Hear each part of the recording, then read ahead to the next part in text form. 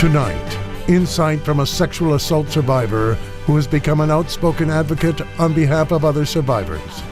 Brenda Tracy has recently turned her attention to cyberbullying on Twitter and the barrage of rape threats she receives on the social media platform. Like, I've been raped, and so when you threaten me with rape, I know what that means. Tracy wasn't always so open about her own sexual trauma, staying private about her story for years. Tonight, she discusses her personal experience and ongoing work. From KGW News, this is Straight Talk with Laural Porter. Hello and welcome to Straight Talk. I'm Laural Porter. Brenda Tracy is a mom, a nurse, and a rape survivor. She was silent about what happened to her in 1998 until a couple of years ago when she called the Oregonian's John Canzano and told him she was gang raped by 4 men, 2 of them Oregon State football players. She told Canzano, "What happened to me was not my choice. What they did to me was not my choice. They violated me. I was garbage to them. I'd made up my mind after talking to police that I was going to do the rape examination. Then I was going to go kill myself. I was going to commit suicide. I was already dead." Tracy's come a long way since those days of deep despair, from wanting to die to becoming one of the most vocal advocates for rape survivors in the nation. She's changed laws and changed minds about sexual assault. She's here to tell us about that journey, what she's doing to change the culture and policies surrounding sexual assault on college campuses, and why she's taking on social media giant Twitter for its policy allowing online rape threats. Welcome to my guest, Brenda Tracy. Thank you for joining us here on Straight Talk. It's great to have you here. Thank you so much for having me. I really do appreciate it. I want to talk about your story and how you got to where you are today in just a few minutes. But first, tell us about why you're putting the pressure on Twitter. What's going on there? What do you want to see change?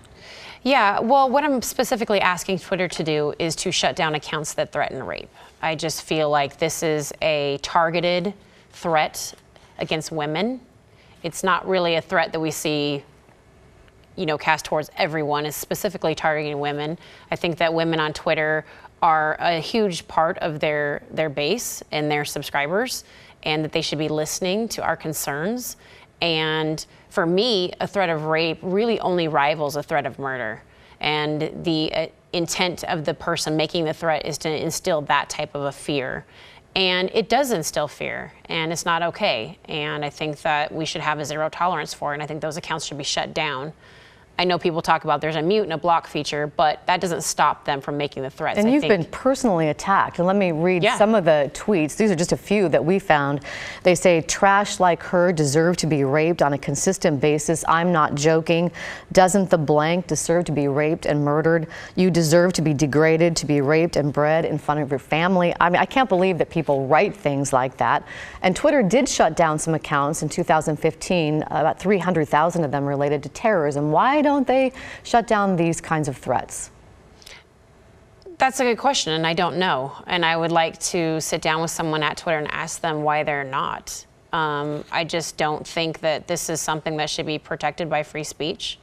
Like I said, it's a targeted attack. It kind of feels like an act of terrorism. And you've started a petition drive to try to put the pressure on. Tell us about that. Absolutely, yeah.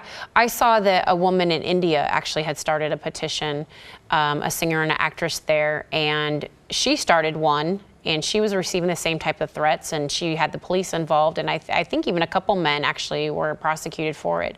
But in an act of global solidarity, I said, why don't we start one here in America too? I mean, this is a global issue for women all over the world. And Twitter has the opportunity to do something really good here.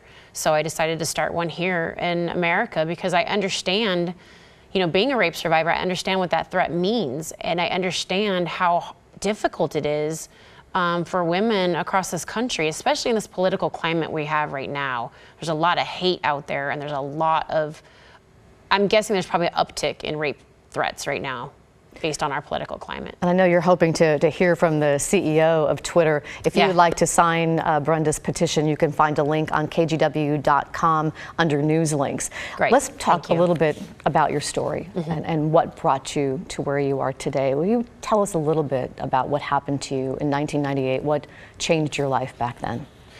So in 1998, I was dating an Oregon State football player, and my best friend was also dating a football player. And so we decided to go to Corvallis one night. It wasn't unlike really any other night. We'd been there lots of times hanging out with people. But on this particular night, I went to her boyfriend's apartment. He lived with another football player. 2 other people from California were there. Another guy showed up. But unfortunately that night, I had a drink. I had a small drink. I believe I was drugged. And I was gang raped that night over a period of about 6 hours by 4 men. 2 of them played Oregon State football. It was the worst thing that had ever happened to me in my life. But I got up the next day and regained consciousness, and I got a rape kit, and I filed a report with police, and I thought that justice would be served. And they were booked, and they were charged. They were booked, they were charged, arrested. You didn't pursue the case. Why not?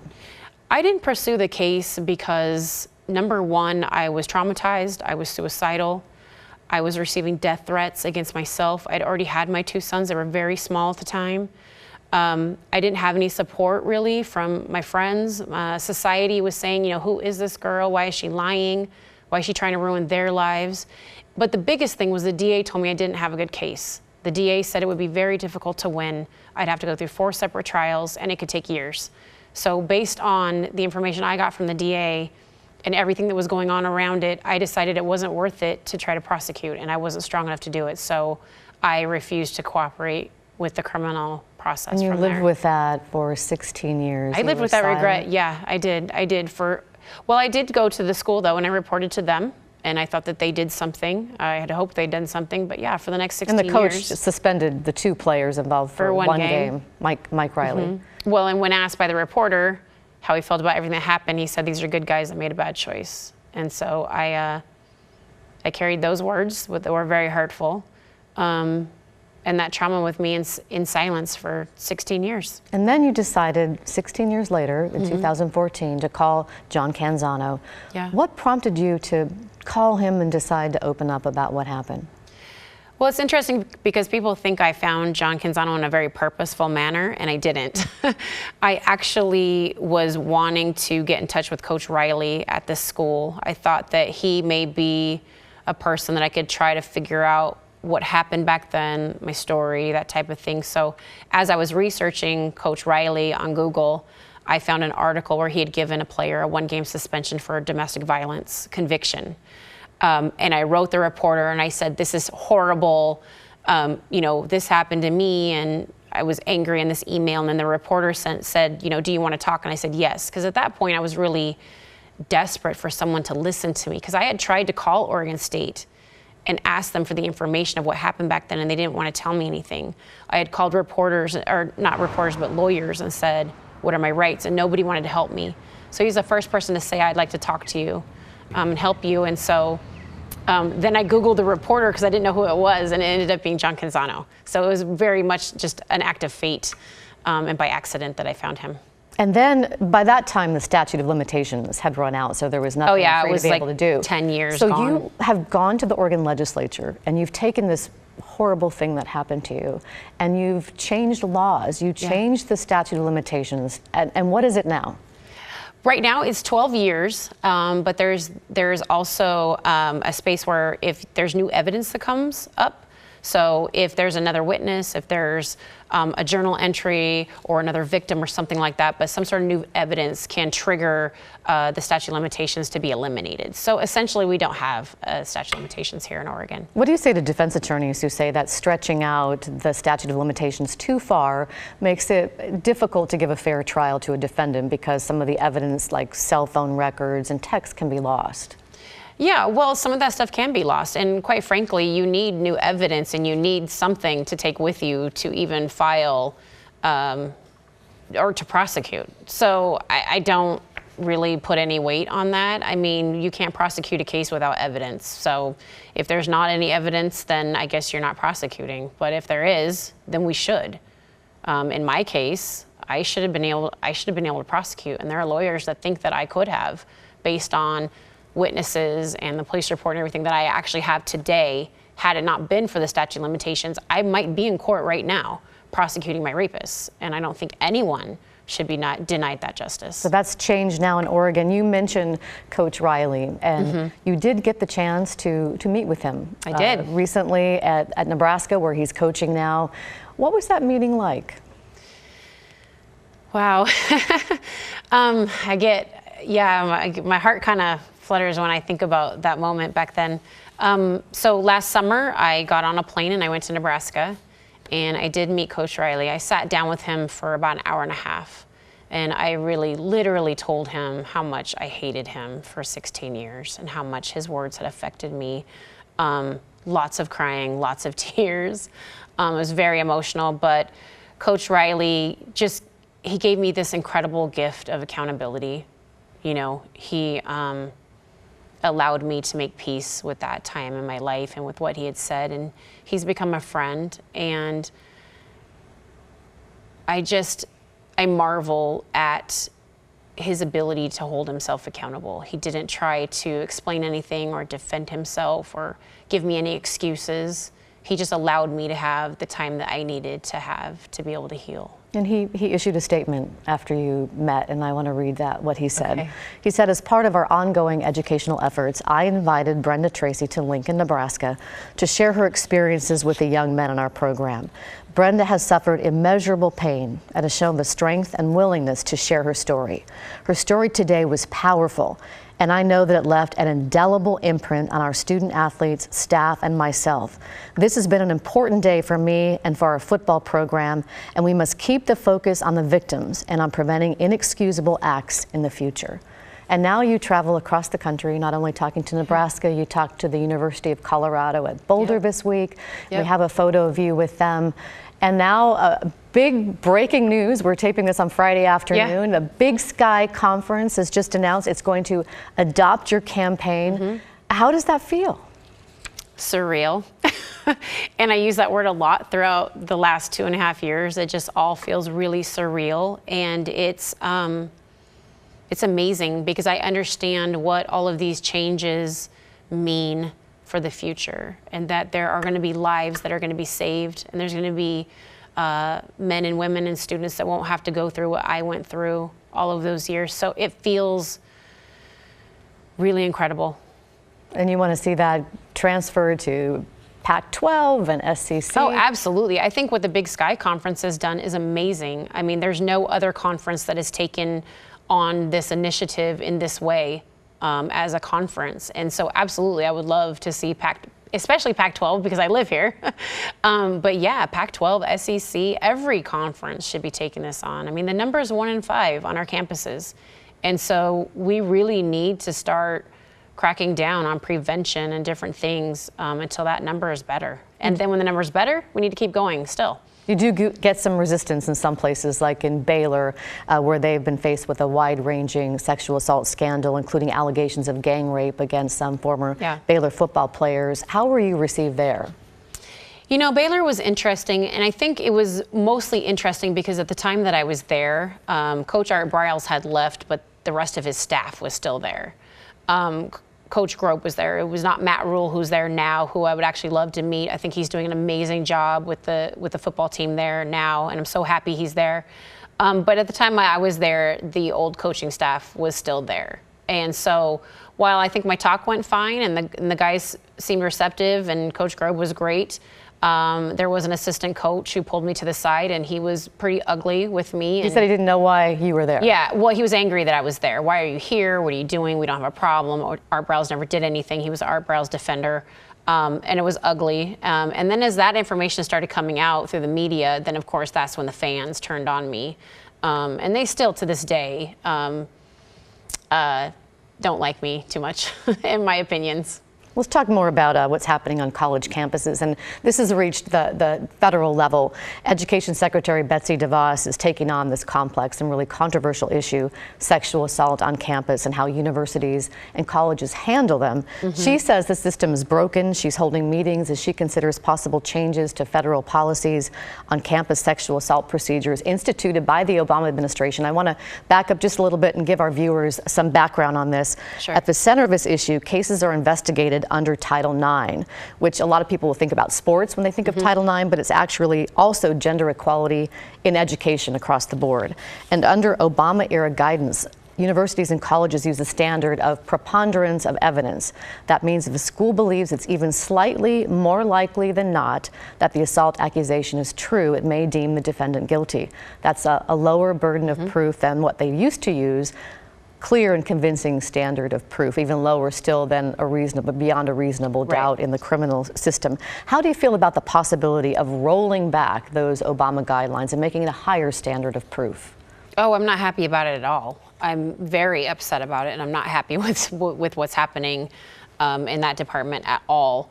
I think that obviously there are things we can improve on, but I don't think rolling it back helps. I mean, we have went for decades and decades without any type of guidance, and the number has been 1 in 5 women on college campuses will be the victim of an attempted or completed rape. That hasn't even changed. We're still seeing climate surveys today that are still the same. So rolling back these protections is not going to help. But I do think we have work that we need to do on the campuses to make sure that we're adjudicating fairly. Yeah, what do you say to people who say those Obama rules make it harder for students who are accused to get due process? They say that there's a bias against the accused, and DeVos says she wants to make sure that things are investigated thoroughly and fairly. She's also concerned about the loss of presumption of innocence. Yeah, well, I think you can investigate fairly and thoroughly without rolling back Title IX protections. And I don't think that, the interesting thing when we talk about that people are saying, there's men coming forward, they're saying they've been falsely accused. Well, are we expecting any of them to admit that they've committed rape? I mean, I would assume that every report that's filed against someone, that person is saying I didn't do it. Why are these handled on the college campuses and not in the criminal system? Well, you have to. You have to address it on a college campus because these two people are on a college campus. So you have things like, where are they staying? You have dorms. You have, does this victim now have to take a class with the perpetrator? I mean, you have to address these issues. But the most they can do is expel the student. That's a pretty weak punishment. They can expel the student. They can, I think there's no contact orders. They can change, so the victim doesn't have to see the perpetrator, in the eating area, dorms. I mean, there's things they can do to try to do that. But yeah, I mean, expulsion is not always ideal. I mean, I wish that we dealt with more of these things in a criminal process, but it's really up to the survivor and what the survivor needs. And so if the survivor decides I want to go through the campus process, then she gets to do that, he or she. And if they want to go through criminal, then they can do that too. But it's really up to the survivor how they want to deal with that. Brenda Tracy, a lot more to talk about. We'll continue our conversation right after this break. We're back in 2 minutes.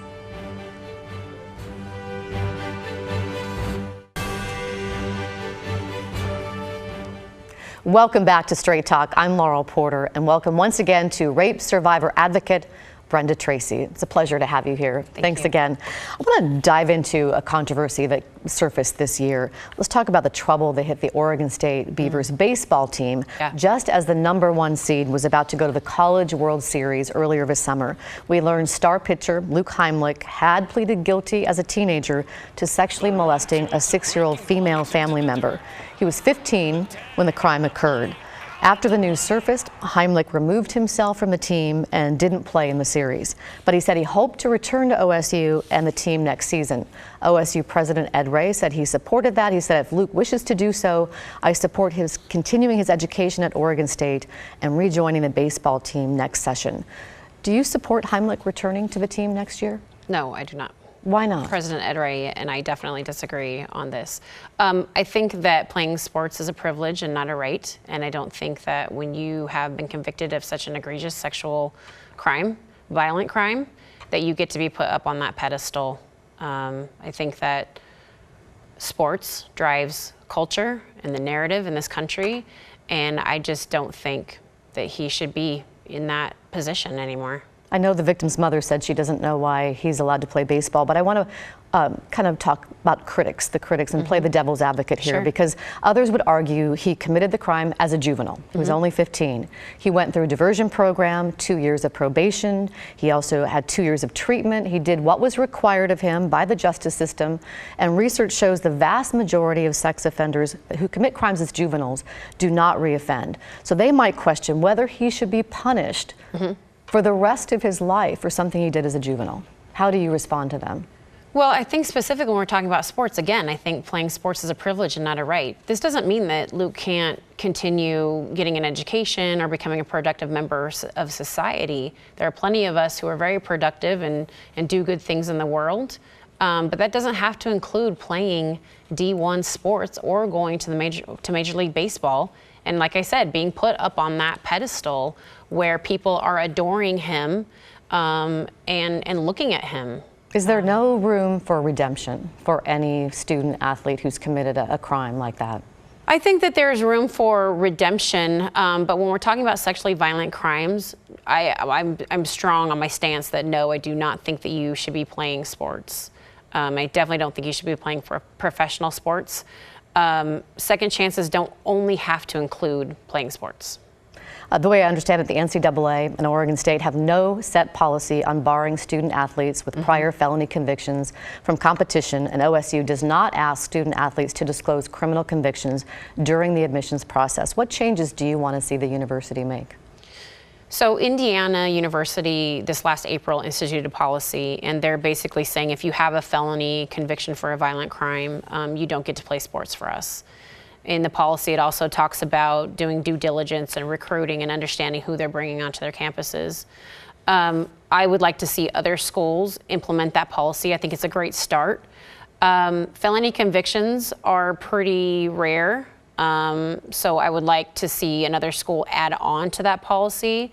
We need to start looking at just criminal crimes also, not just felonies, but are they of a sexually violent nature, and do we want that student on our campus? So I'd like to see the policy broadened a bit, but I've already been lobbying schools across the nation to implement the Indiana policy. And one of your sons, Darius Adams, has also been involved with you on this. Tell us about that. Yeah.